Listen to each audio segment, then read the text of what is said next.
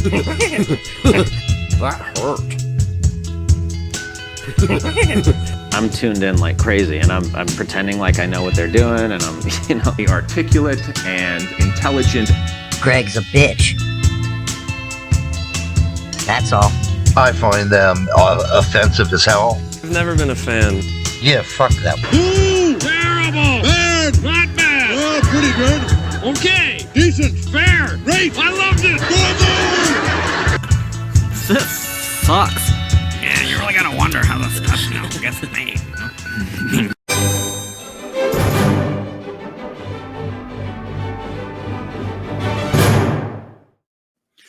Welcome to the Straight Red Card. Oh, I seem calm now, but Brett, we just fucking dominated Mexico. Absolute curb stomping. Dominated. Yeah. Oh my God. Did Mexico actually show up? I mean, come on. I think they showed up. 60th minute, right? And we started. They were timid. They were intimidated by us.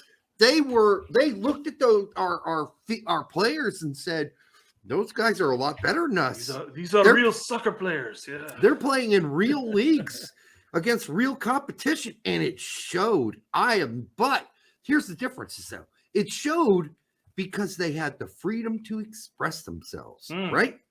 And that was the amazing thing you saw tonight. And I can't heap all this praise on BJ's because we already saw that happening under Hudson. So I guess the question we saw it started happening under Hudson. Let's rephrase that. Yes, because it we'll wasn't. We'll get into that later. I mean, it's going to be hard not to get into it, but yeah, no. All right, but okay, so we'll restrain ourselves because we're going to do some segments that'll last over the weekend and into the next week. But honestly, this was men against boys, and I never thought I would say that. Ever. I would never say we were so clearly the better team, the better coach team, the better organized team. What? Turner had like one actual save, like legit save, and the other save he had, the guy was offside. I mean, this was the ultimate dominance, as you were saying. You were like, I was doing reviews and pointings and taking notes on each player, and then somewhere at halftime or just after halftime, you're like, fuck it. We're just kicking their ass. The game was. What's the point? When USA took the field in the second half and Mexico still, I'm like, oh, I've got enough time. I ran out, came back like literally 10 seconds. I threw something out on the front porch, came back out. We scored a goal. I was like, motherfucker. You missed the second half goal? Yeah. I caught the highlight. And that's why I was texting you. I was like, hey, who was the one who set that initial pass up the way? I think it was Wes. Yeah. But, I mean, if we can go down the line. We don't need to give people grades.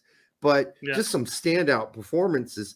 I thought. Let's start from the back and go forward, I guess.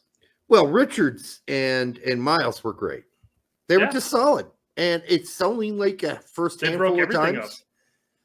First handful of times they had to play together, and there wasn't a whole lot for them to deal with, but there was enough, and it was substantial enough, and they covered it easily.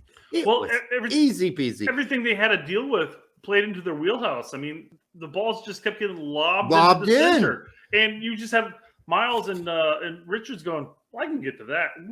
Yeah, easily. Unless the ref calls something stupid. And on top of that, you had Dest and Jedi just always getting back in time and defending well. Dest playing some great defense. His 1v1 defense this match. Phenomenal. So improved. Yeah. I mean, it's like almost a different player. It's that time he spent at AC Milan. I think that really improved his game. Right.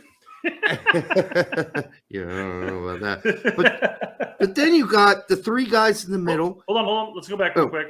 I do want to emphasize one thing with Jedi. Yeah. I swear, man, that guy needs to stop trying to cross the ball. But if he stops trying, he'll never get better, Brad. Well, no. Hear me out. Hear me out. This is what I think Jedi needs to do instead of trying to cross the ball. What he needs to do is he needs to cut it back and pass it across into the pitch. Because I think all of his crosses just go like 10, 15 yards past anybody in the box. And that's just like Fulham. He had 0 assists at Fulham. Well, we were talking about that. He had like whatever it was, like The 80 most and no crosses, yeah, assists. And the other guy during had the like 12 season. crosses and like Yeah. 5 assists, you know? That's not going to work. At some point, that's got to stop. Seriously, And just cut it back. Make a nice, easy pass, either back to the PK or to the to the top of the box. Set somebody else up. Don't try to lob that in there. It's not happening. because mathematically, you would think if you cross the ball 90 times in a season into the box, even by accident, you would get something on someone's head that would go in.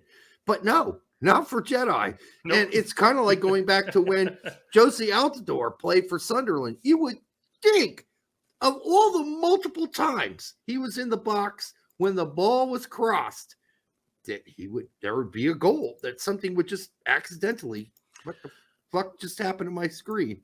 I was to say your face went dark there. It's totally black. Well, I can still see you, Derek. That's okay. What the fuck just happened? So going back to the Josie thing, I know this is completely off the topic as a whole, but at least during that time period, he got drugged down a couple times, and he drew, I think, something like 5 PKs that he didn't get to take. Somebody else took, and scored or not scored or whatever. I'm back, by the way. I can see your face illuminated. Yeah, I forgot that I'm not using my mouse, so I'm like clicking my mouse furiously. Why is my screen so fucked up? And no, I had to unplug my mouse to plug in the mic. So there you go. I'm an idiot. I'm an idiot. But that's nothing new. Anyhow, as you were saying, what we were saying, sorry. Oh, I was saying that when Josie was at Sunderland, this is again an off topic by all means, but when he was at Sunderland, he at least drew like 4 or 5 PKs, probably on a lot of those type of crosses that he didn't get a score on. So No, he never got to take them. Yeah. No, he got dissed all over. But we won't get into that. I will say that the midfield, yeah, exactly. The midfield looked great too. And, you could tell that McKennie and Musa had more of the deep lying roles on bringing the ball out, and Reyna was supposed to get more free at those times. God, that was great.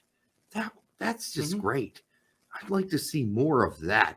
But it was great that BJ gave Reyna the opportunity to play at left midfield and take the defensive fucking responsibilities, and he lived up. Yes, did he get burned a couple times? That's fine. But for the most part, he covered. That was always the number one thing that people bitched about when we were saying oh, Gio should have been brought in this game, whether it's for Dortmund or for the U.S. men's national team during the World Cup, is that they're like, well, they're trying to close out the game, and his defensive abilities are just not there. I'm like, no, his defensive abilities are there. They're just never people just never ask him to do it. He's not perfect by any means. He's not great, but he can absolutely apply. He's a tall guy. He's a tall kid, man. He can put his body in there and shove people around, get into tackles. He can do it. He can take a hit too, as he took tonight, right in the nose. Oh, yeah. It's been a long time since we've seen a U.S. player draw blood and then laugh it off, and it echoes the Brian McBride days. This is one of the attitudes like fuck you. This is one of the best games I've seen this crew play ever. Like this group of players, I've never seen them this sharp, this focused, this creative. Just going at the Mexican team. We dominated them. They looked like Guatemala, not Mexico. And they looked like Guatemala. Like we were playing Guatemala. Yeah. That's what it looked like. How much of the dominance of the midfield and the rest of the team and everything was us playing well, or the toothlessness of Mexico? I don't think it's toothlessness. I think we are that much better than they are, and they know it too. Mm-hmm. I don't think it's toothlessness. Lost some serious ground. I remember texting you early in the match. I'm like, it's still strange to me that the roles have reversed completely in like a decade. It went from where we would they would have control of the game for like 60-70% of the game, and then they would have no chances on goal really, and then we would have our couple chances to get Dos Cicero, but we would absolutely get pegged with just the dominance of the of possession. But now the roles have completely reversed. It really looked like we were Germany and they were like Macedonia. That's what it looked like. We looked like the dominant, more skilled, more tactically adept, more technically adept, more thoughtful, more strategic, more creative.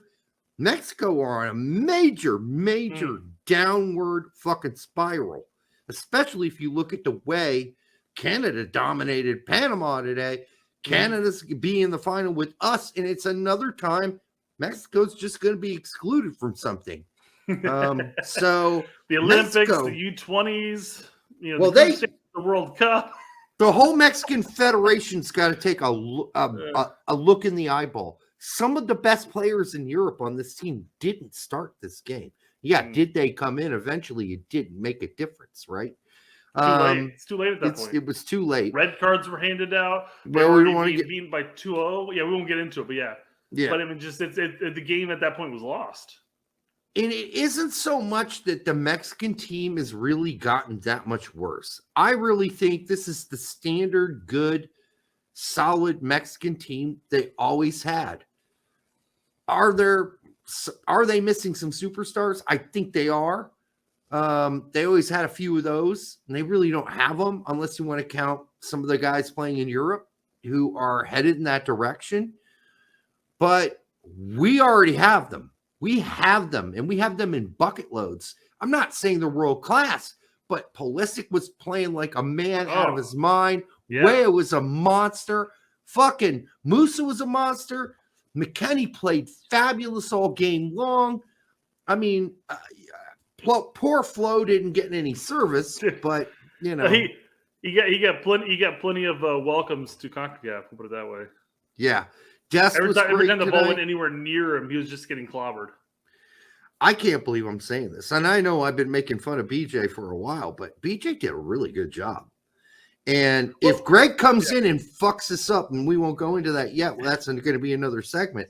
But if Greg is coming back and he's going to fuck this up by restraining these kids, because this was great. There was a system, but there was a flow and a creativity and an openness to it. You could see at the beginning of the game when Reyna was just darting all over. He could play wherever he wanted to play when we were on the attack. He moved from the right to the left and the center back. I mean, he was all over the place. That chilled later on, but yeah. Well, I mean, and again, we are going to get into Greg later, but all the people that talk about like, oh, Greg has the most winningest percentage of any U.S. men's national team coach. And look at what he's done. He got this trophy and that trophy, and he got us out of the group stage of the World Cup. Especially since 2018, we didn't qualify. But again, how much of that fell on Berhalter and how much of that fell on the players? That's the debate right there. Because we've seen a handful of games now without Berhalter, and we've seen a leap. We haven't seen a decrease in quality. We've seen a massive leap. A massive leap. And the quality of coaching. I mean, you went from Berhalter to Hudson. I mean, what's Hudson's biggest acclaim to fame? Yeah, supposedly we got worse. He failed at Colorado or something like that. I think it was Colorado. He was horrible. Yeah. He's even admitted that he fucked up at Colorado. Yeah. But the point you're making is we have these lesser managers who are giving our players more freedom, and they are making leaps and bounds. Like, we have never in my fucking lifetime dominated Mexico like this.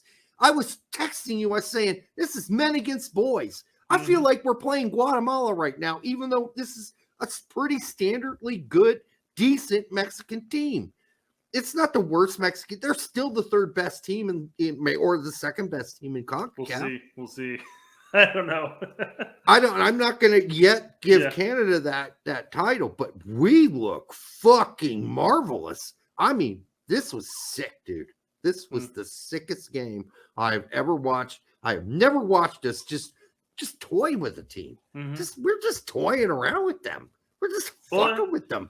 And our subs came in. There was no decrease in play, quite frankly. Well, there are 9 players left. Lots of room to roam, I guess. Yeah. But I mean, and one thing that I noticed, especially with the subs, because you look back at qualifying, you look back at the World Cup, and when Berhalter brought in subs, they were arguably like quote unquote closeout games, and you bring in the defensive players and you park the bus, all that bullshit. And who did BJ bring in? He brought in like 4 subs, and 3 of them were offensive minded. It's not just that. Guess who didn't start? Zimmerman. Guess who didn't? Well, I'm not saying he shouldn't have. Pepe didn't start. those were big decisions that he made there by starting Flo and starting Richards together in the back instead of the regular. We still got to see Zimmerman tonight.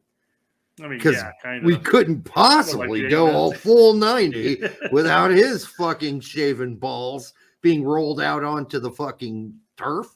But yeah, this is a goddamn great game.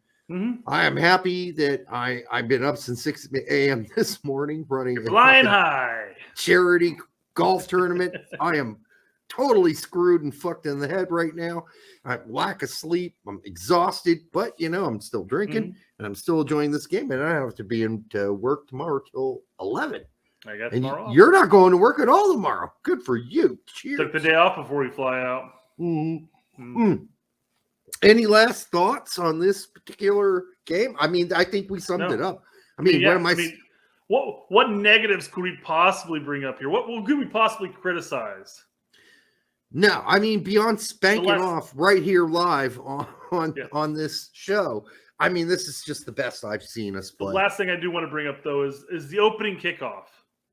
In the past, our opening kickoffs has literally been touch it to the side and kick it to a guy who's sprinting full-fledged forward. And this one is kind of tricky, and he still kind of ended up kicking it long, but it opened it up, and we almost had a chance in the first freaking seconds of the game. Yeah, there was some. It was nice to see. It was different. It was nice to see Reyna taking corners. Yes, thank you. I just thought about that too. Yeah, completely not different. How did we Pulisic. not bring this up at all in the 15 minutes we've been? Well, we texted about it. We're like, "Oh my god, Reyna's taking corners instead of Pulisic." Yeah, thank God. He does, and he's like, "Man, a lot of people are bitching about my free kicks. Maybe I should let somebody else take." Yes, maybe he should, maybe other people noticed it. Not that Reyna blew it out of the water taking the set pieces today, but they're more dangerous. They're dangerous. They're more dangerous than Pulisic's. Yes, and Pulisic took one set piece today. It wasn't bad. Got it underneath that wall and forced a save. You're never going to beat Memo from there. No, never. So that was never going to go. We're quite a lot more power if that were the case. Yeah. So anyhow, that's going to be this version. Now we're going to be back. We're doing segments that you're throughout the week, next coming few days. So keep your eyes open. We're going to be doing it about the reffing in this game. McKennie and Dest getting the red cards. We're going to talk about Charlie and his halftime. I don't know how you put that, but we'll figure it out. And along with Greg's possible hiring. And then we'll talk about the disgraceful Mexican team and the disgraceful Mexican fans. God, they are reaching for becoming one of the most worst. I hate saying this, the most disgraceful fan bases and disgraceful teams, because what they did at the end of this game was disgraceful. And you know what? Too bad we got suckered into it. Dest got suckered into it. McKennie got suckered into it. You know what? We'll all get into that. Until the next time on the Straight Red Card, we will be back soon.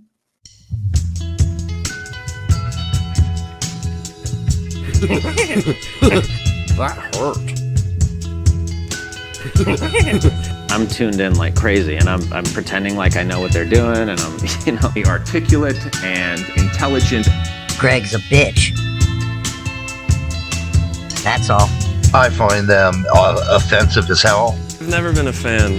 Yeah, fuck them. Ooh, terrible! Bad! Not bad! Oh, pretty good. Okay, decent, fair, great. I loved it. This sucks. Yeah, you really gotta wonder how the stuff gets made.